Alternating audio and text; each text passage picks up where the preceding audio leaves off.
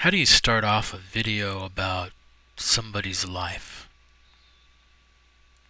We're talking about memories and families and dreams and history, especially when they're over 100 years old.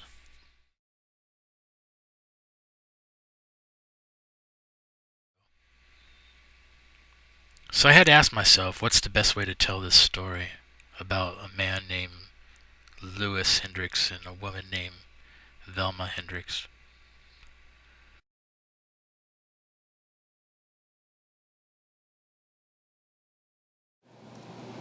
Any memories you have of your parents? Yes, I had good Christian parents and a grandmother that lived with us. She lived with us because my mother was in bad health and to help with the work on the farm. I grew up on a farm northeast of Eden, Oklahoma, a little town. The closest town was Hunter, Oklahoma. And uh, it was owned by my grandfather, this farm was. And there I grew up. Uh, well, I wasn't born there. I was born in the panhandle of Oklahoma. My parents heard that there was land that was going to be given away in the panhandle. And so they loaded the family in a covered wagon. And there was my father, my mother, my grandma, and a 4-year-old boy, a girl, and a 2-year-old boy. And she was expecting me. And a coop of chickens tied on the side, and a cow followed behind the covered wagon, so it must have been quite a sight. And we made that trip all the way from east to Eden, all the way to the Panhandle. I don't know how long it took. Of course, I wasn't born yet. Okay, But it was a bumpy ride. I'm sure it was my mother. And when we got there, there was no house, of course, on this land that we claimed, my dad claimed. And so he dug, and one of my mother's sisters and her family went also with us on the trip in their covered wagon. And so I'm sure the men together dug a dugout. They called it a dugout, which was just the hole in the ground. But above the ground, I guess, I don't know where they got the lumber, if they took it or what. But some of it was above ground, so that there were some windows around. That is where I was born. You were born in a dugout. With my grandmother as the midwife, because it was 25 miles to the nearest town, and I'm sure they didn't call a doctor. Wow. So that was my beginning. And you have some brothers and sisters. Yes, I had a sister that was 4 at that time, and a brother that was 2. And then I was born in May of the 2nd, 1909, out there in the Panhandle of Oklahoma. And later, there was another girl born. So in my family, there were 4 children, 3 girls and a boy. What were their names? My my sister that was older was little girl, and then Reeford was my brother. Reefburn? Reef, R-E-A-F-O-R-D, Reeford. Reef. And then I was born, and my little sister was Sybil, S-Y-B-L-E. Her name was Emily. What? What was your little sister's name? Your little sister's name is Sybil. Sybil. Okay, right. I've heard that name before. Okay. And we lived out there in the panhandle, and I know I learned to walk because they said as I would climb up and down those dirt steps that I would get my diaper so dirty. Nice. They had to catch rainwater for water.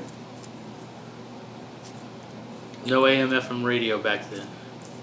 No radio, TV, Oh, nothing, nothing. electricity. We made our own entertainment.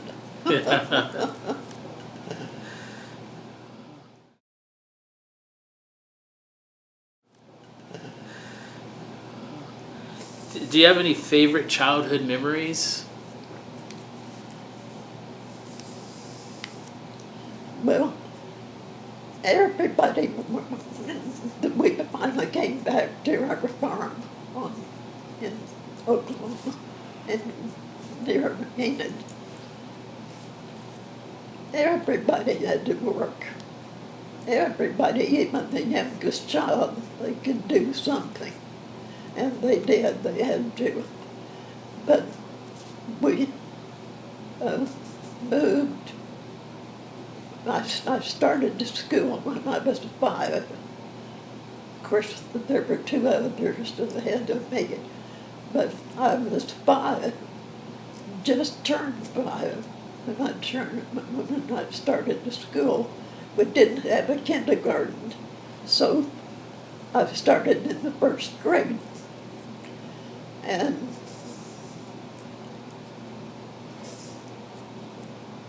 there are some advantages in a one-room schoolhouse because I sat on the front seat over to the right, and the blackboard was up there in the teacher's desk, and when the grades came to recite, they came and sat on a bench right next to me, right next to my seat.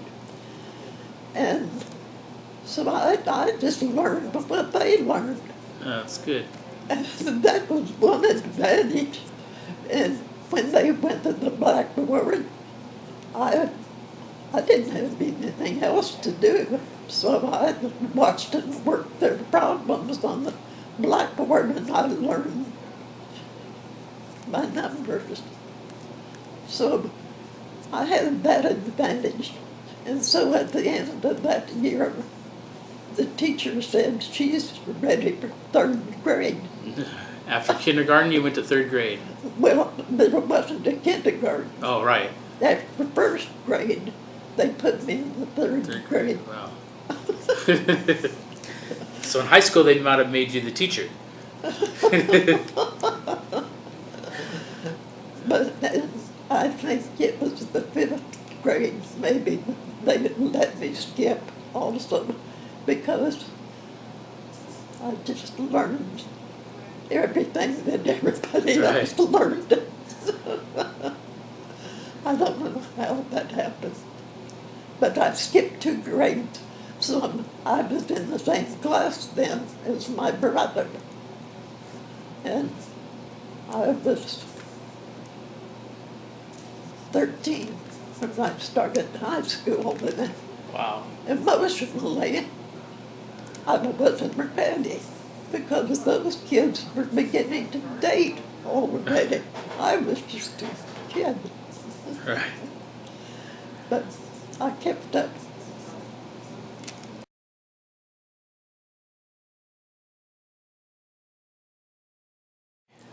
we lived on a big wheat farm, and the section is a mile square. But I mean, there were 4 sections in a mile square, so there were 4 families usually lived, one in each section. But my dad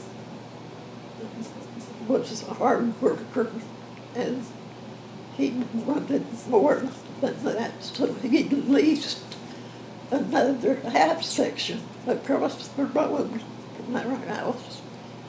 So we farmed 3 of those 4 sections. And of course, a lot of it was in feed stuff, so that we could feed the animals. We had lots of cows. We milked about 10 cows at a time, every morning and evening. And we had to hire a man most of the time. We had to. And my brother started doing a man's work when he was 12. He took a man's job. But all of us worked. Grandma baked all of the bread. She'd bake the bread in that big old great big wood stove, which was hot in the summer. And they did all the cooking there for all of those men. At harvest time, my dad would go in and bring home extra workers, because you had to have a lot of workers to bring in wheat crop. And they would come in and shock the wheat. That is, we had a machine that cut the wheat and bundled it. I don't know how I did that, but it shot out these bundles, and then the man came and stood those bundles up together, probably 20 bundles, into a shock together until they were fully ripened. And my dad, by that time, had bought a big threshing machine. And it was a big engine, and then the separator was, I'd say 40 feet long and about as big as a boxcar on a train. And they threw those bundles of wheat into that machine, and it came out thrashed into a wagon. Nice. That was parked there. And all of the straw then blew out into a stack. And that's what the cows, they kind of used that for a windbreak in the winter. And we didn't waste anything. You just learn to use everything. But we had a big 2-story house, and there were 4 bedrooms. The big bedroom upstairs was my brother's, and in his closet we would buy 100 pounds of sugar and 100 pounds of flour, and we ground our own corn and made cornmeal. Cornbread, huh? So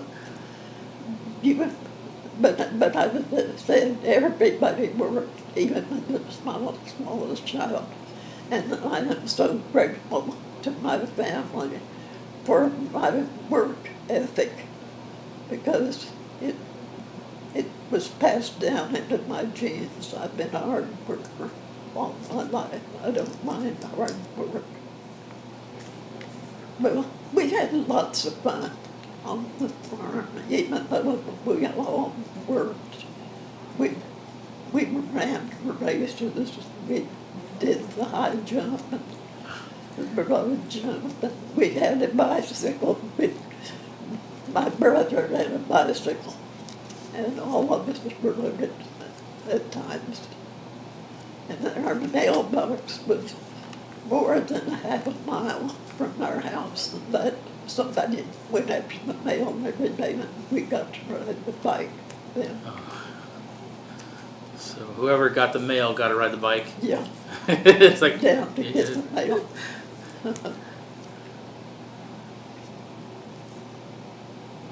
But I guess I'm sure you would realize this big house that we had didn't have a bathroom.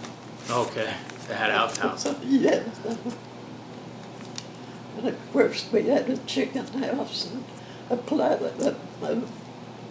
barn to put the plows and all of the things that they worked with in the barn and out of the weather. Then we had a big, big barn, and half of it was for the cows, and then there was a big open space, and the other side of it were the horses. And then there was a ceiling, and they put hay up in the top, and that was fun. We would like to play in the hay. Playing hay.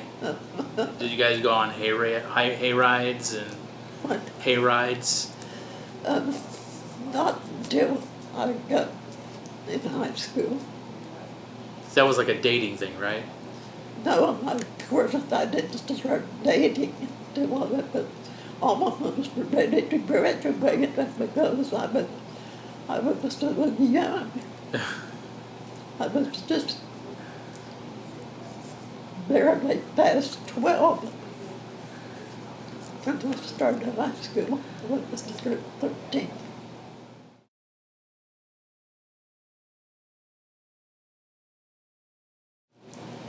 They not only were hard workers, all of them, but they were church-going people. We never missed church Sunday morning, Sunday night, Wednesday night, and every night of revivals. We went to church about every time the door was open. And I'm thankful for that. And I loved to go to church from the time I was little. Probably was so I could see my friends. Probably, but that was some of it. But I loved church. And I've often said it's a good thing I loved to go to church since I married a preacher. Right. It was your destiny.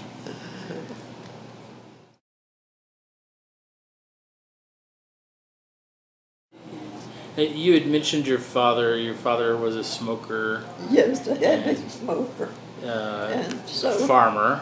Yes. And I don't know how we were affected by his smoking, because he smoked right there in the house and with us right there in the house. But I never had any lung trouble at all. And my brother started smoking too when he was young. He died also with cancer. Is that right? Lung cancer?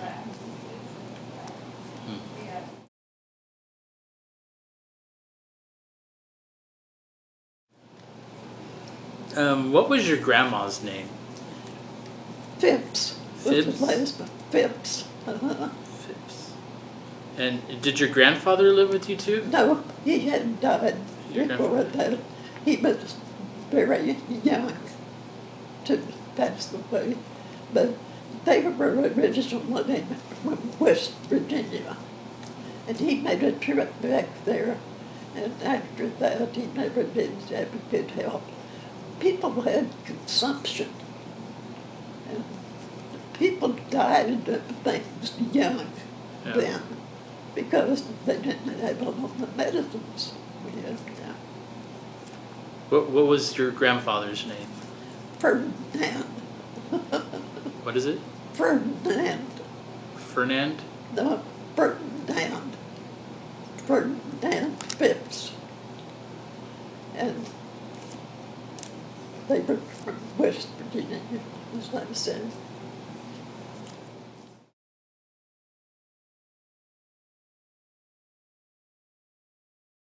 Do you have any favorite memories of your siblings, your brother or your sisters? Well, we were close.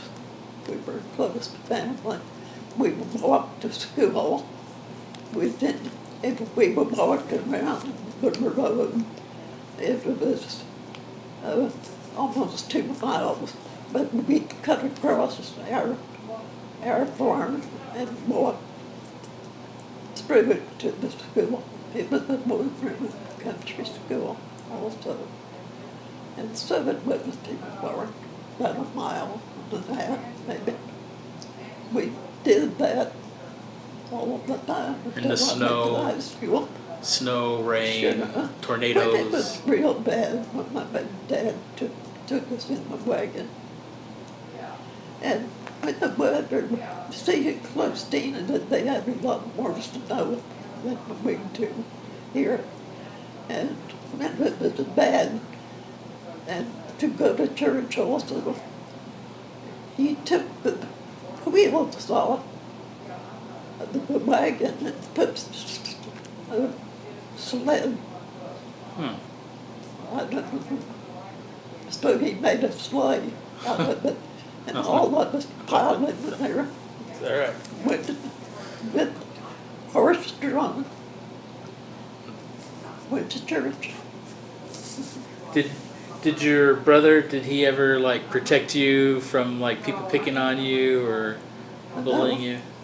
I don't remember. Don't remember that. anything like that.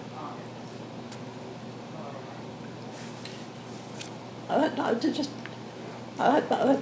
that there's so much said about bullying, but there wasn't any of that in my school, in our country school.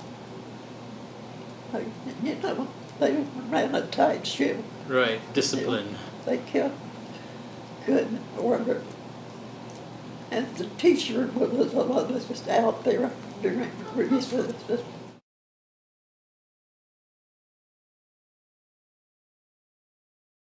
Then I was back valedictorian of my high school class. And when I got to college, I chose English as my major and math as my minor. So, and that very first, I guess maybe it was when I was a sophomore, the head of the English department asked me if I would be a grader. We took the freshman papers and graded them. And the next year, he asked me to be head of the corps of graders. If they questioned something on somebody's paper, they asked me. So I was busy. I was a busy girl. But I never missed church from the time I was saved. I don't guess I missed a Sunday going to church. Maybe if I was having a baby, I might have.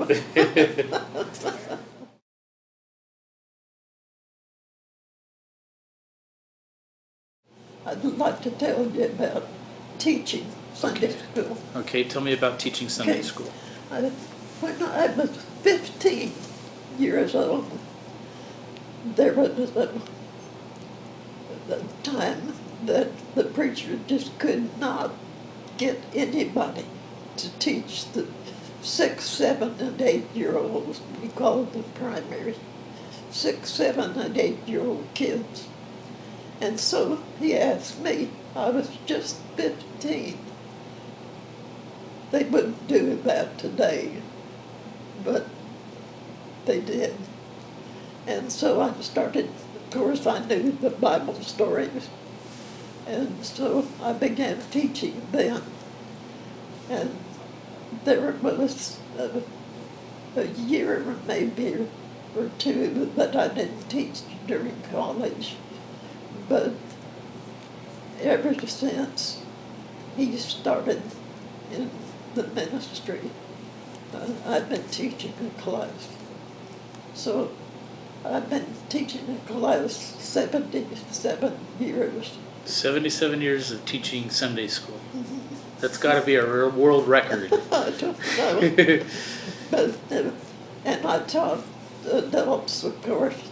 He liked for me to teach young marrieds, especially, because he said that's where they're starting to do things the way they want to do it. Not like his folks or her folks, but like they want to do it. And so he wanted me to teach that age, and most of the time I did.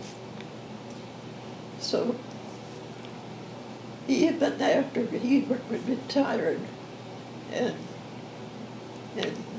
served, he started a church, and then at one big church he was minister of outreach. He did the visitation, and another he was minister of senior adults. I still taught. There was always a class that needed a teacher, and he always volunteered me. Nice. So I taught Sunday school 77 years, although, You taught all grade levels. yes, but mostly young adults. And I taught the college age at one church, but most of them were young marrieds. That's where he wanted me to teach. Did you have a favorite lesson that you like to teach for 77 years? Well, I often told my experience with the observation. I'd love to do that, and probably that was the favorite thing. But I love the Old Testament. It just is so exciting.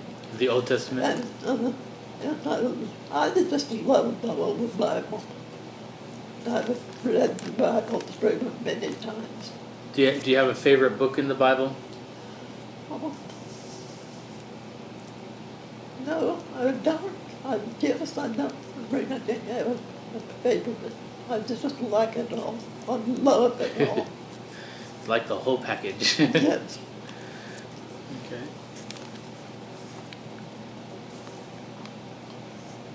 And do you want to tell me any more about that, or do you? No, I think the fact that I taught 77 years sums it all up. That sums it all And up. I enjoyed it. I love teaching. But after my husband died, I had a light stroke, and I had to give up teaching.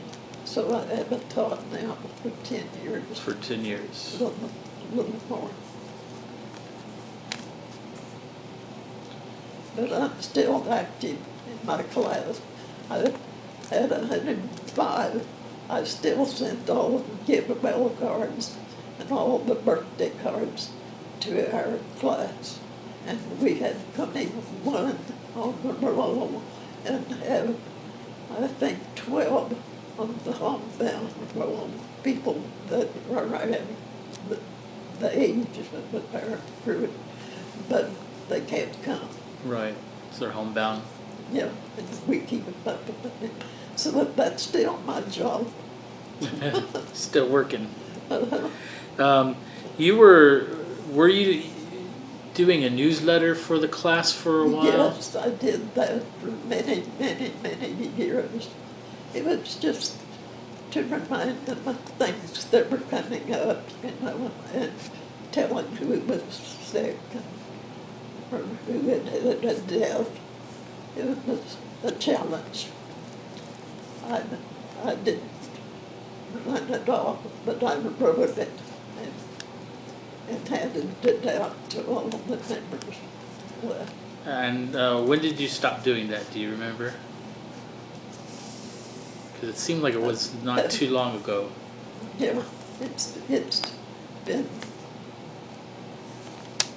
about 3 or 4 years. 3 or 4 years. So I was just only doing it when I was 100. Yeah. At 100, you get a rest, get a break.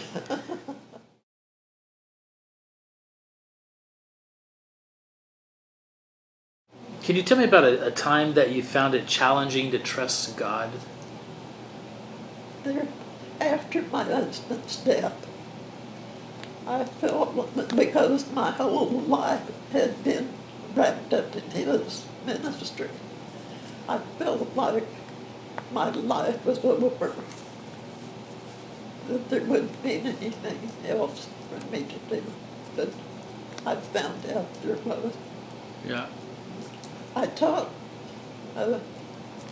after he died, but every illustration I had, he was in it, of course. And yeah, That must I have been did hard. great. Yes, Yeah. it was too hard.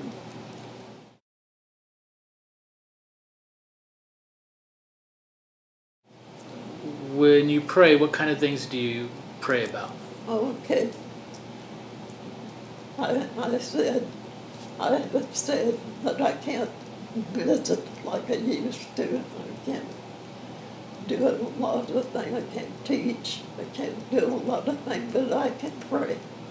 And so I pray for my family every day. And that is about 110 people. Wow, 110.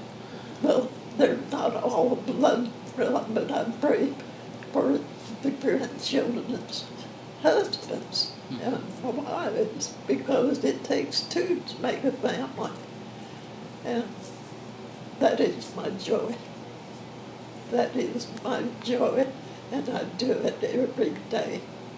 And I have to have a little help to tell you how No, you many. have to have some help. But Yeah. I know I have 5 children. And I had 15 grandchildren. And some of them were boys, some girls. But now, since they're married and older themselves, I still pray them every day. And there are one son has lost his wife, so that there are 9 of my children that I pray for and their spouse, and 27 grandchildren. 27 grandchildren. And by name, I have them all down here by name.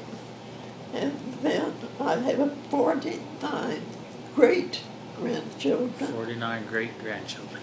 And Wow. then I have 24 great grandchildren. And you know what that means? That I have 5 granddaughters that are grandmothers. Hmm.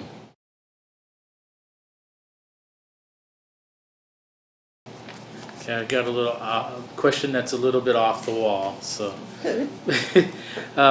when you were growing up, did you believe in the Easter Bunny or the Tooth Fairy or No. any of those things? Never taught that. Never taught that. Okay, that's good. Of course, we had the Easter egg hunts, just like kids do today. Right. What's your favorite holiday? What What's your favorite holiday? holiday? Oh, I guess it's Christmas because we get to think about the birth of Jesus, like God sent him to save people.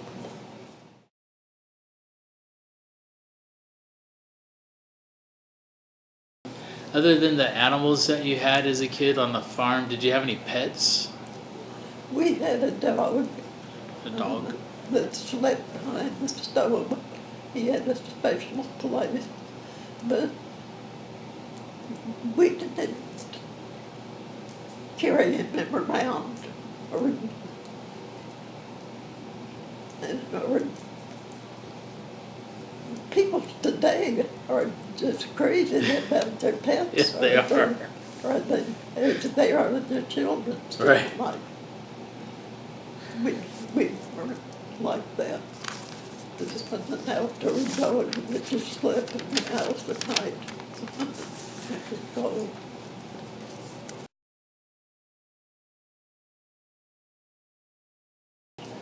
Have you ever played any instruments?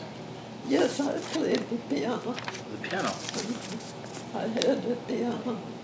I gave it to a musician, but he had started, and they didn't have a piano, so I gave the church my piano. It's still there. Still there.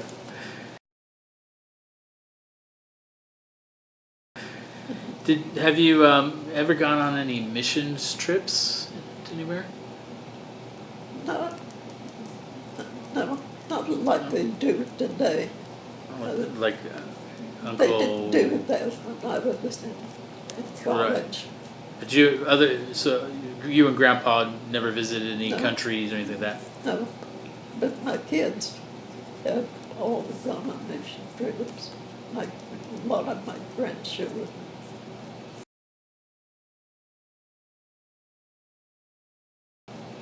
Now, when I was a kid, you and Grandpa had kind of become the host parents of some Nigerian people, the Ofukus and the Palmers. Yes. Can you tell me how that happened or any memories you have about that? I witnessed the association that is in LA with the women's work. I witnessed the secretary and treasurer, and so they brought this boy from Nigeria, not boy, he was 35 years old, and he had 5 children back in Nigeria. But he was, came over here to go to college to be a preacher. And so it was my job to pay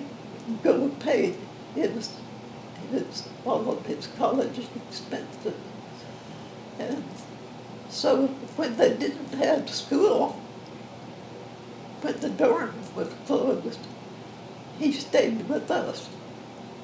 So I know what I did is to wash sheets and and iron shirts for Nigerian. And he called us Mom and Dad, and we were just close. He was one of the family. And his wife came over, and when he graduated, and she stayed with us also. So that was Palmer Alfuku, right? Yes. And then there was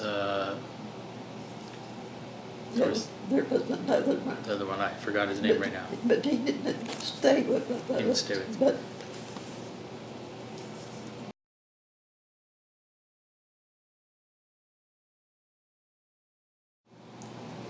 But well, we were seated athletically, and I was sitting while a boy named Johnny Hill, Hendricks was my name, and Hill sat next to me, and he just pestered me the whole time.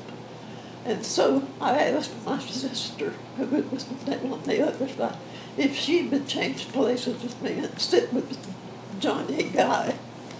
And so she did. And that made me next to Lewis Hendricks.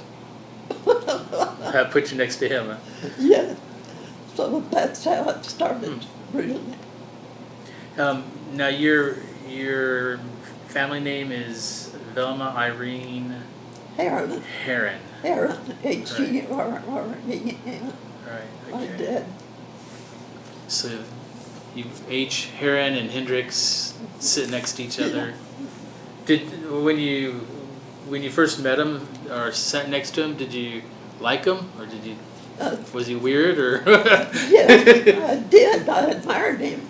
He led the singing for the whole chapel, the whole OBU school, college. He led the singing. So he had to go up on the platform every day as we opened the lead a song. And then he'd come back and sit with me. So he was a leader early on. He was the song. He was music in and out. He has Grandpa had a good voice then. Yeah, we did. Beautiful voice, like Randy. I didn't know that. So I got rid of Johnny Guy Hill.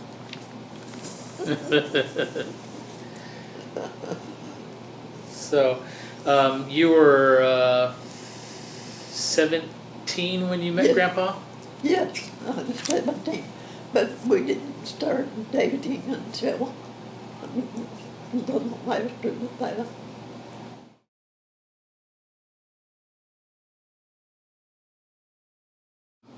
How did you figure out that he was the guy you're going to marry? Well, just from being with him, we started dating my sophomore year then, and from then on, You just then my sister was teaching at the industrial, call it, it's a penal institution for girls at Tecumseh. She was teaching there, and all of a sudden they needed a teacher, another teacher. So I quit school in my junior year and went over there to teach. And he went to Ardmore as music director at the church there. So he came to Shawnee pretty often when I would be off. And so we got married. Neither of us had our degrees. Sorry to say that. But both of us did go on later. We got married in my mother's home, mother and dad's home, and it was a beautiful ceremony. Then when we went straight to Ardmore, he was a minister of music at a church there in the Baptist church. And also he was financial secretary of the church. And so that was he was busy.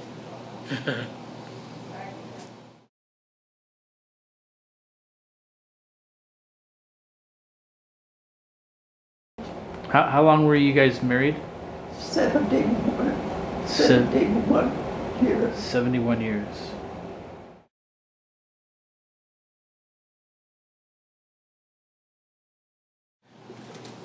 Was it you that saw Jesus in the closet when? Yes. Can you tell me about that?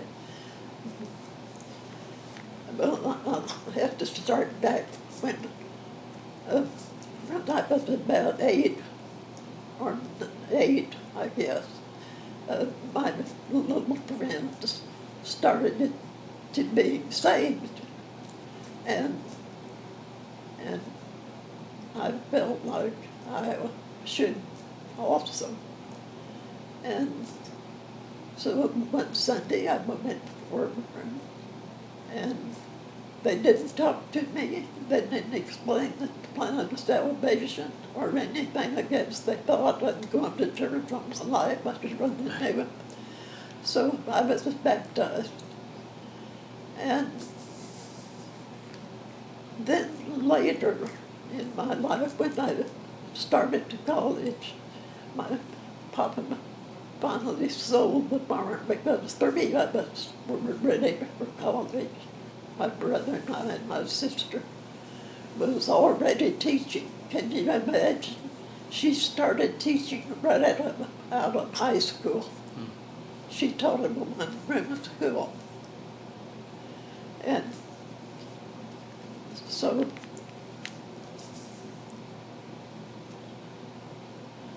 one day we moved to Shawnee, and my dad bought a grocery store. And that's what he did for a living. He was a heavy smoker, and he was beginning to have pain in his chest. And so he didn't think he could farm anymore.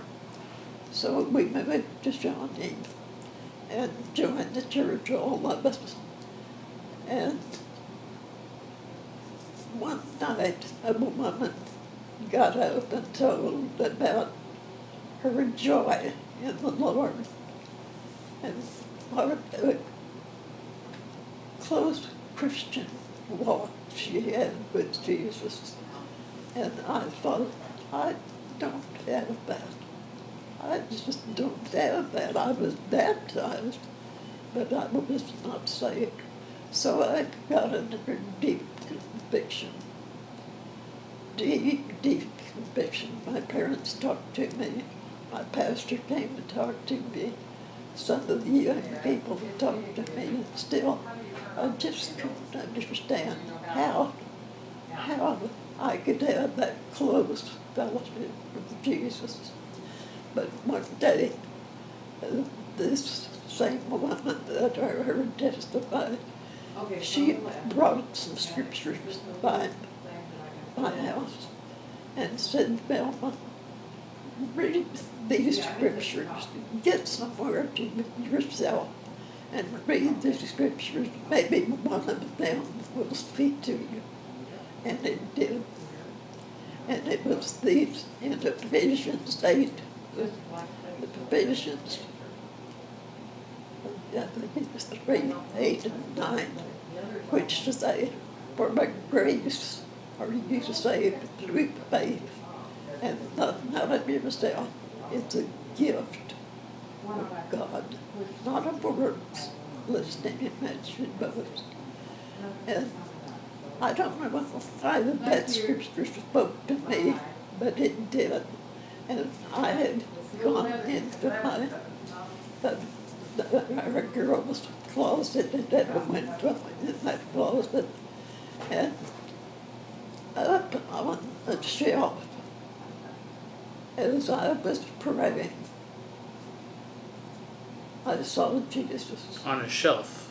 Well, he just appeared up there. Like the shelf over you right now? Kind of thing, or? But I saw Jesus. And he seemed like he took his hand and just raised it and lowered it down to me like he was giving me eternal life. And I don't tell that to everybody because being saved is a simple thing. All you do is trust Jesus, giving your life. But that happened to me. And at once I had the most unspeakable peace and joy and love. So that was pretty revolutionary. Well, that changed my whole life. of course, from then on to this day, I want to live and praise Him Hmm. and honor Him. How old were you at that time? I was in college, my first year of college, so I had just turned, see, my birthday was in May, and I had been 16 all of my senior year, but I had turned 17 when I was saved. That's kind of unusual. But, That's kind of unusual to be older, I guess, sometimes. yes, So you were 17 when you saw Jesus, right? Did you ever have any kind of experience after that? no, No? not any kind of a vision. Uh, No. but I had a close walk with the Lord. Well, if you get one, you're doing pretty good.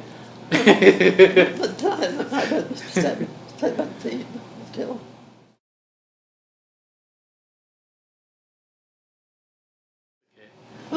I do have one thing to ask you though.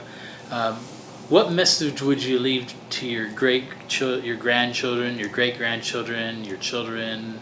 give your heart to the Lord and serve Him every day of your life. That's the way to be happy. You could tell them how to be saved. For by grace, that is God's unspeakable love. For by grace are you saved through faith, and faith is giving yourself to the Lord, giving your life to the Lord. For by grace are you saved by faith, not of yourself. It's a gift of God. And John 3:16, you can't beat that. Which is, for God so loved the world Yeah, that He gave His only begotten Son, that whoever believes in Him shall have everlasting life. Should not perish, but Right. have everlasting life. And that doesn't say if you tithe, if you hold out faithful, the minute you're saved, you have everlasting life. Okay.